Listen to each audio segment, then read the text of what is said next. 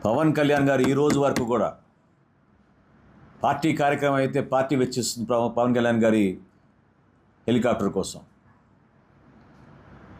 ఆయన వ్యక్తిగత కార్యక్రమాలు లేకపోతే సినిమా షూటింగ్ల కోసం కష్టపడి ఆయన సినిమాలో సంపాదించుకున్న డబ్బుల ద్వారా ఆయన బిల్లు కట్టుకుని ప్రయాణం చేస్తున్నారు తప్ప జగన్మోహన్ రెడ్డి గారి లాగా స్కాములు చేసో వేల కోట్లు సంపాదించుకునో ప్రైవేట్ ప్లేన్లు ఇక్కడి నుంచి లండన్కి ఇక్కడి నుంచి డావోస్కి